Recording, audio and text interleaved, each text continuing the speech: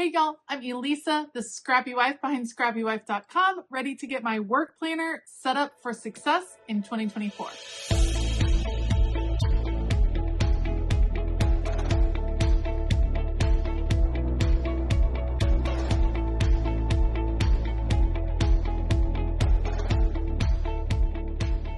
All right, today I am going to work on getting my work planner set up for next year. I used to call this my social media planner, but in all honesty, my job encompasses a lot more than just social media these days. So I'm going to show you how I'm going to get it set up. I have a lot of customization that goes into it, and I thought you guys would enjoy following along. So I will put you on fast forward. I'll come back and kind of explain how I do what I do, why I put things where, and all of that business.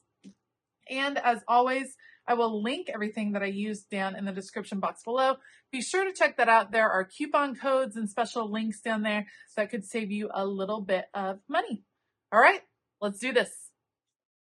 Just like any of my planners, I'm going to start off with the cover and discs. The cover that I'm going to use is from Live Love Posh. It is beautiful and lush, and I love it so much.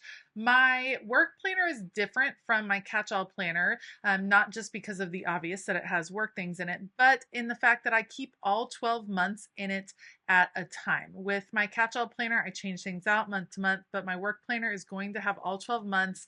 I will not be changing the cover during the year. I won't be changing things out frequently. This will be my planner for the year. So I decided the black was beautiful with the magenta, like those beautiful pink discs. I think it is very, very striking.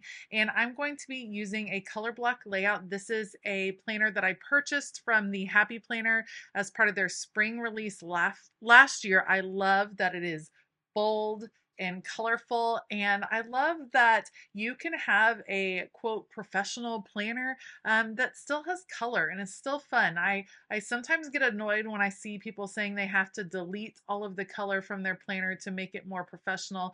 This is my work planner, and my profession gets to celebrate color, and so I'm all about it. So I love this colorful layout, and the block layout is really, really effective for me as I plan the different portions of my business.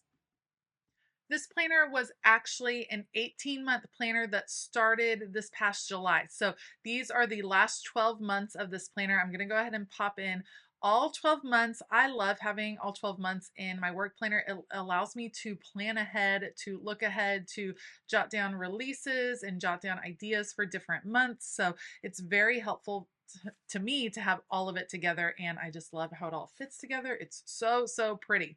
Okay, so for the color block section, I have created a ton of different sticker labels, and I use them all for different reasons. So I label each row of the color block section with a different portion of my business. This bottom portion that you see me having the little check off of Patreon, YouTube, IG, and Facebook, this is my check-in moment. So this is where I double check that each day I have checked in with each of those social media platforms, that I've responded to comments and questions and things like that. So I go ahead and put that on every single day. For this video, I'm just going to add stickers for the month of January because it will certainly take me a long time to add all of the stickers through the whole planner. I do have plans to create my own insert of some sort that will work really well for social media planning in the future, but this works for me right now. So in the weekend adventures box, in the typical color block layout, this is where you would write things that were happening over the weekend. For me, it's a great place to keep stats, and it's just easier to create these stickers and stick them on in the stats so I can record Patreon stats, YouTube stats, all of that business.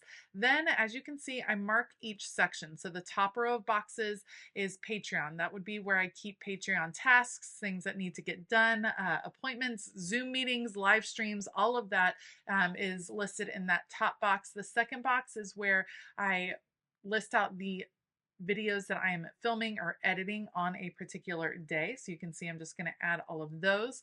The third box was social media or collaborations. Now I'm going to do the third box. It's going to be my product box. So as I add more and more products to my shop, as I develop more products, then that will be where I keep track of those tasks. Fourth box down is social media. That would be specific posts that I need to make or things that I'm working on for social media. And then the bottom box will be marked coaching. I have a business coach, and sometimes we have different tasks and meetings and things like that. So that will be in that fifth box. And then, of course, the check-in status there at the bottom. Over on the sidebar, I have releases each week. So that would be companies that I'm working on. If they have a special release going on, I will note that over on the left-hand side. And then on that long pink box, that is where I write projects that I plan to work on that week. Just kind of a bullet list of projects that are going on for that particular week. And then I can kind of divide up the tasks for those projects throughout the rest of the layout. I have tried several different planner layouts. You can see I can label that projects. I've tried several different planner layouts for my work planner. I've tried using the larger size, the big size planner. I've tried all the things, and this one really feels good to me. This one feels very productive. It feels like I can plan things out very effectively and in advance, which I very much enjoy. And so I'm definitely going to stick with this. I don't think you have to change things up from year to year. I feel like we get all excited and we feel like maybe I need to change things from here to there. This works for me, so why would I change it? We're going to stick with this particular layout, this particular planner, the method of labeling each of the sections. All of that works really well for me. Here's the thing that didn't work for me. I have trouble keeping track of business expenses. I'm not great at it. It's something that I'm going to continue to work on in 2024. In 2023, I had a whole separate section in my planner month to month where I was trying to keep track of business expenses. It was too much. I didn't interact with it hardly ever, which is why I definitely didn't write things down in it. So instead, I am going to use this ledger sheet. This is a sheet that I created. And on one side, it has an income tracker, and on the other side, it has an expense tracker. And my idea was to put one with each month. So you can see I'm cutting it down. I printed it out. I'm cutting it down to the right side, punching holes in it with my Levenger punch. And then I will put one for each month. And that way I can record the income and the expenses as they come up for that particular month. I'm hoping that this method will make a little bit more sense to me and will be easy to read as I go over finances with my husband, who helps me keep my business books straight. So here's hoping. That's a big goal for 2024. And I think my big issue is that I need to schedule a regular time during the day to write down the business things, that business expenses and income and all that. The back of my work planner always needs to have notes. I'm always brainstorming, taking notes, planning projects, writing out video ideas, all of that stuff. So I'm just going to add some note paper that I had in my stash there in the back with a little tab so I can flip straight to the notes section. And then, of course, I don't want my income showing right when you open the planner. So instead, I have these dashboards that I created years ago. So I'm going to put this one in, inspired but tired. That definitely is perfect for me and my business. And then I'm going to cut down this piece of scrapbook paper. I love using clear dividers, clear dashboards, and then being able to change up the paper behind it. So we'll start with a bright rainbow color paper.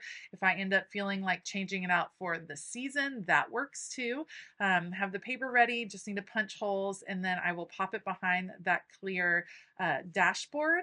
And it's going to be super cute, and then block that income section so that it's not out there in the world right away when I open my planner.